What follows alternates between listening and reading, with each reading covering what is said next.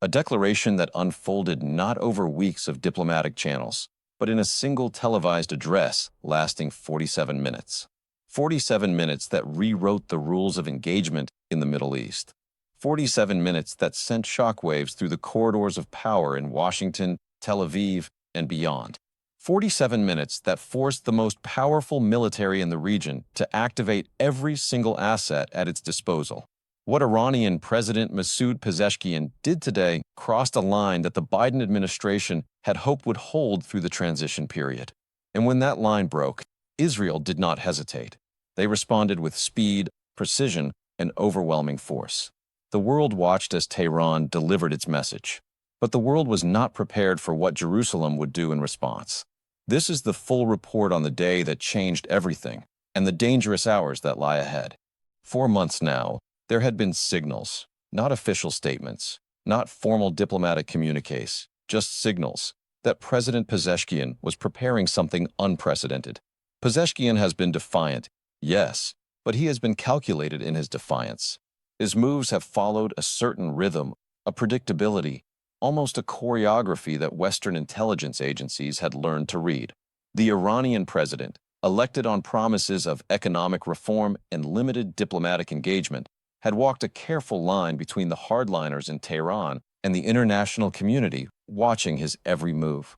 But what set off alarm bells in Washington this week was that the rhythm went silent.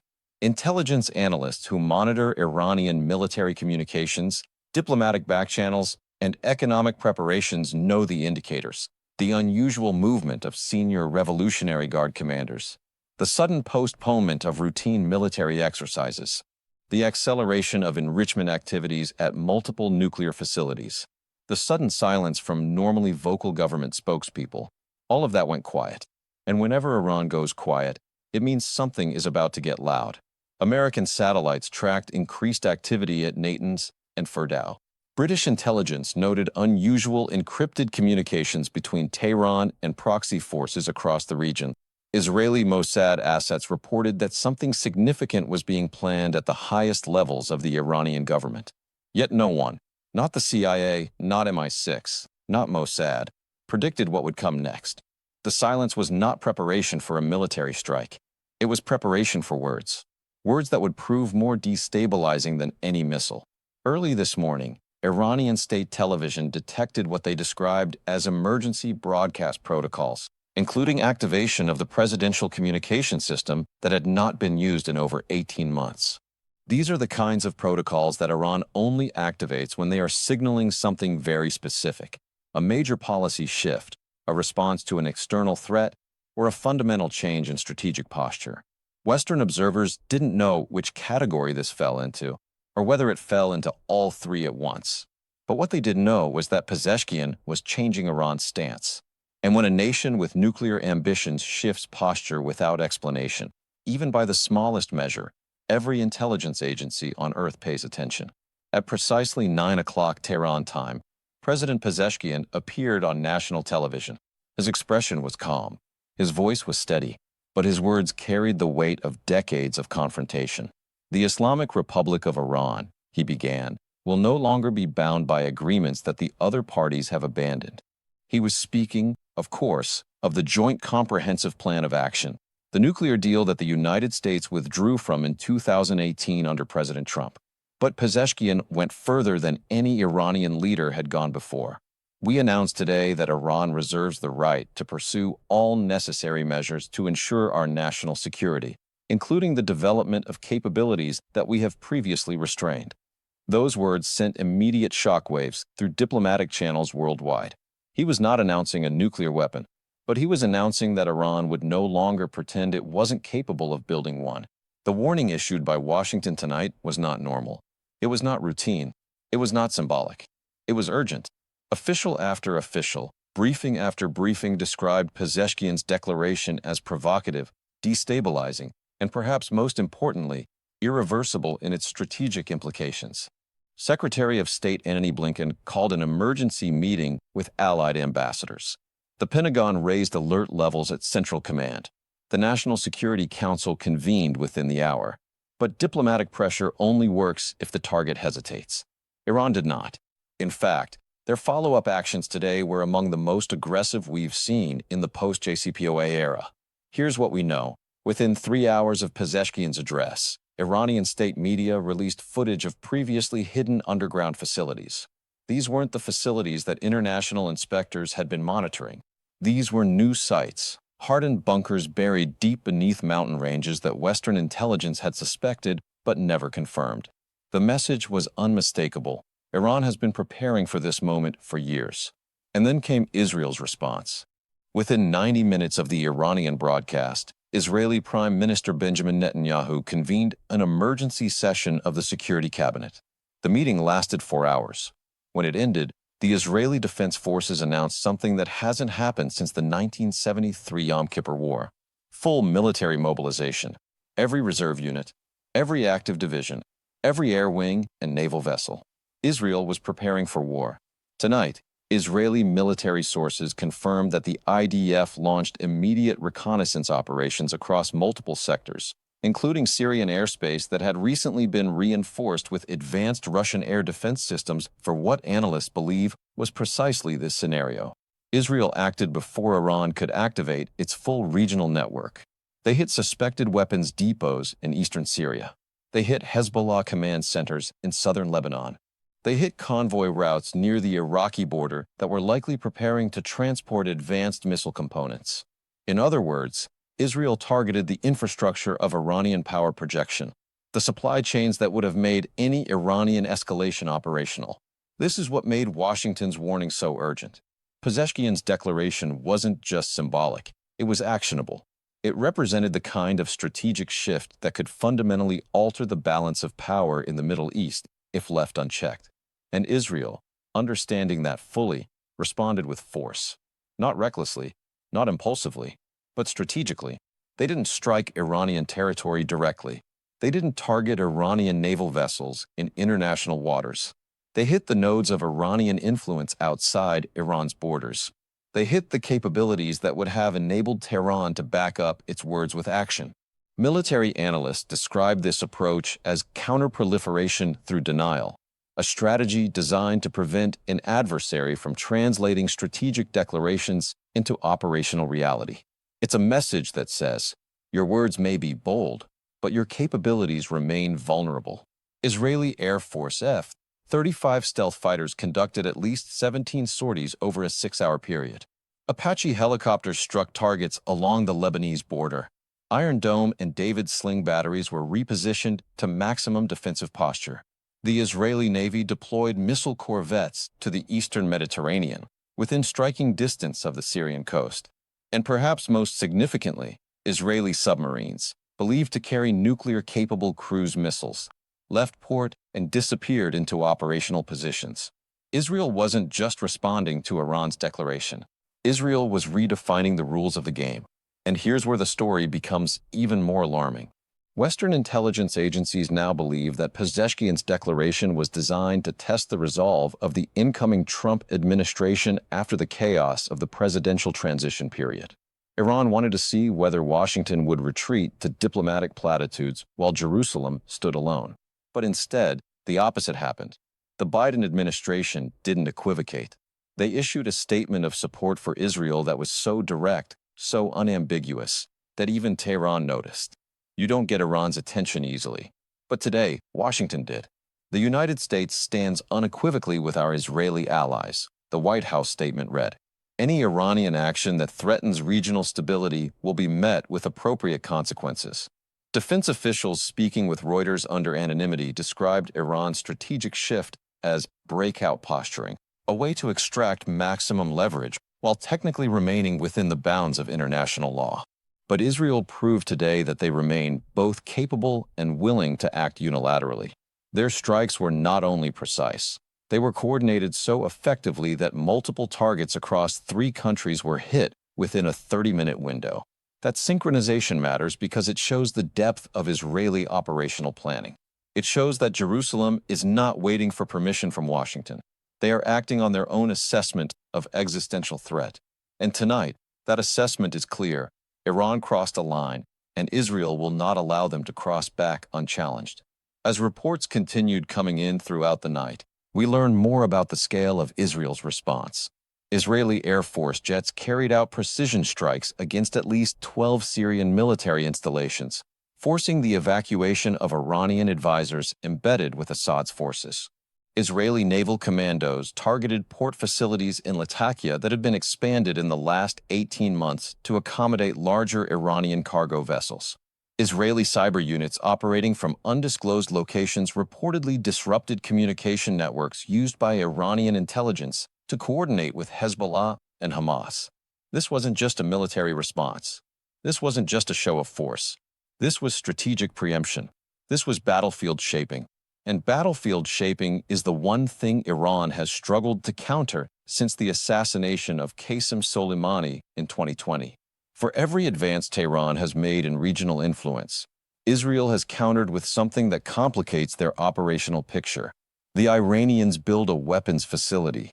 Israel destroys it before it becomes operational. The Iranians arm a proxy force. Israel degrades their supply lines. The Iranians issue a bold declaration. Israel demonstrates that declarations mean nothing without capability. This cat-and-mouse dynamic has defined the shadow war between Jerusalem and Tehran for over a decade. But tonight, the shadows are receding. The war is becoming visible. Remember, Iran thought the incoming Trump administration would be too distracted by domestic politics to focus on the Middle East. They thought Israel would be constrained by international pressure and the ongoing controversy over Gaza operations. They thought European allies would push for renewed diplomacy rather than confrontation. They thought the timing was perfect for a bold move. But tonight, the exact opposite is happening. Washington is unified in its support for Israel. Jerusalem is acting with unprecedented speed and coordination. And European capitals, rather than calling for restraint, are quietly acknowledging that Iran forced this confrontation. The Iranian miscalculation is becoming clearer by the hour. Pezeshkian's declaration was supposed to strengthen Iran's bargaining position. Instead, it has galvanized the very coalition Tehran hoped to divide. What makes this moment so dangerous and so unpredictable is that Pezeshkian's declaration happened at a time when the Iranian president is under enormous internal pressure. Hardliners in the Revolutionary Guard want accelerated nuclear development. Reformists want economic relief through sanctions removal. The supreme leader wants to maintain strategic ambiguity, and the Iranian people want stability after years of economic hardship and social unrest. Pezeshkian is balancing these demands while facing an economy that contracted for the third consecutive quarter. And when leaders in that position make sudden moves, they're not doing it from strength. They're doing it from pressure. They're doing it from vulnerability. The declaration today was not a sign of Iranian confidence. It was a sign that Tehran feels cornered, and cornered adversaries are the most dangerous kind. They have less to lose. They calculate differently. They take risks that rational actors would avoid. This is what keeps strategists in Washington and Jerusalem awake at night. Washington's statement, now circulating through every diplomatic channel in the world, was designed to signal that the United States is not willing to allow Iran to achieve nuclear breakout capability. Administration officials said plainly that Pezeshkian's declaration was inconsistent with Iran's stated commitment to peaceful nuclear development. That is diplomatic language for, we know exactly what you're doing, and we're not going to let it happen. You don't usually hear that tone from the State Department unless something serious is at stake. The Pentagon, meanwhile, has begun repositioning assets in the region.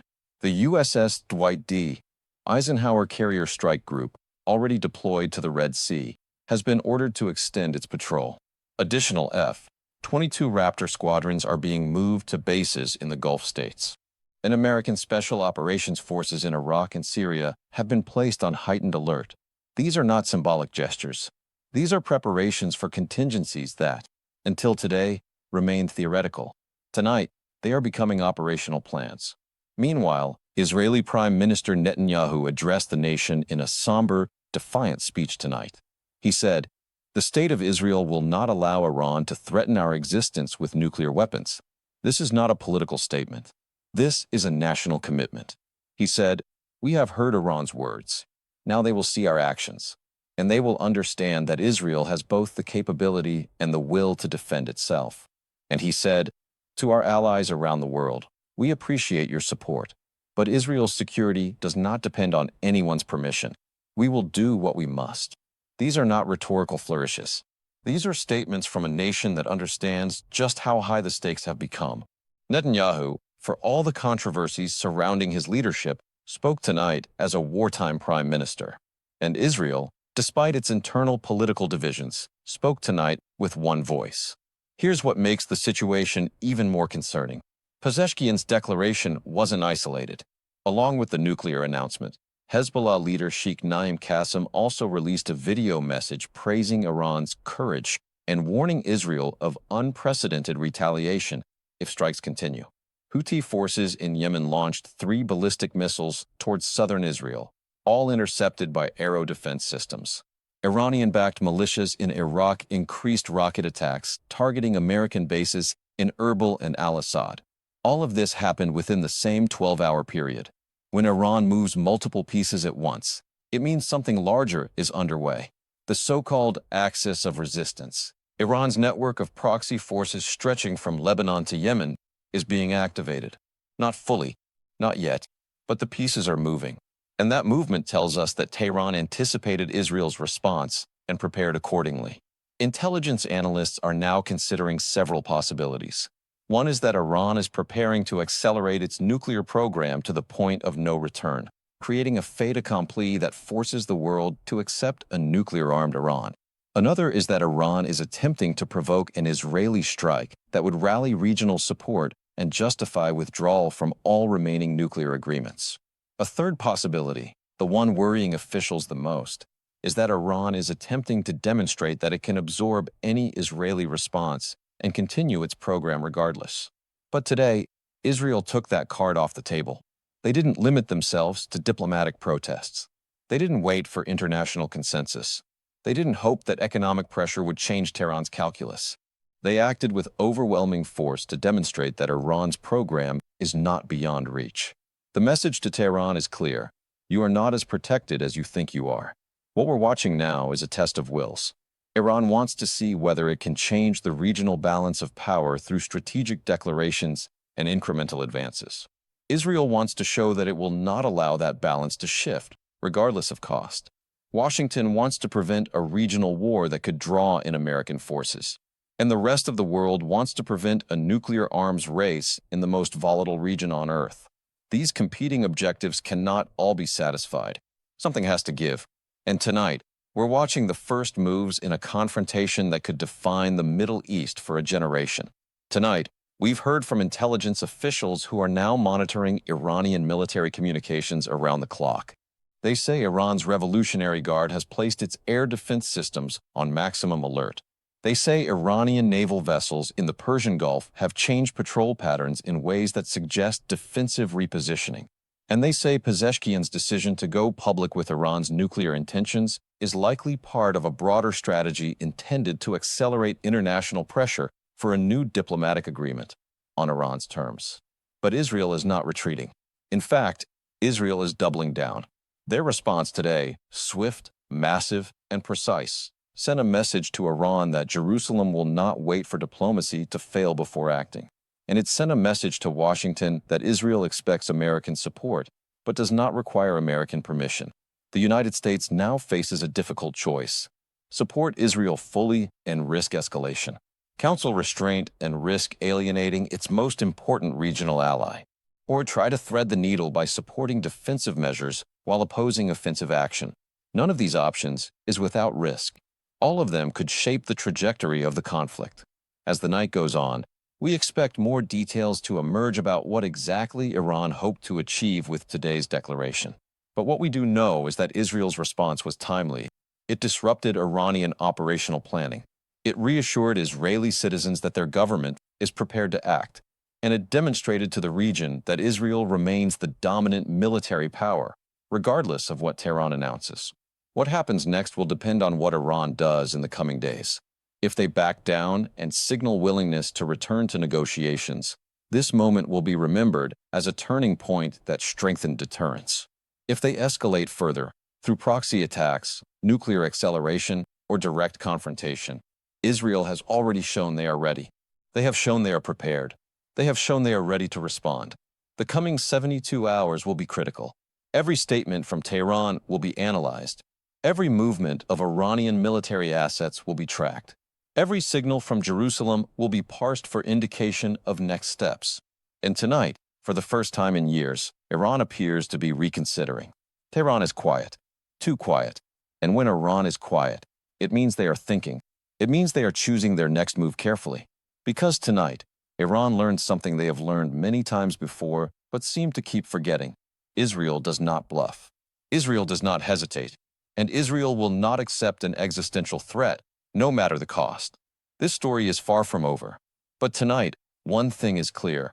The Middle East has entered a new and dangerous phase. The rules that govern the shadow war have been rewritten, and the world is watching to see what comes next. We will be here, watching every detail as the next phase unfolds. This has been a full report on the day that President Pezeshkian defied Washington, and the day Israel responded with everything it had. The question now is not whether there will be consequences. The question is how far those consequences will go. Stay with us.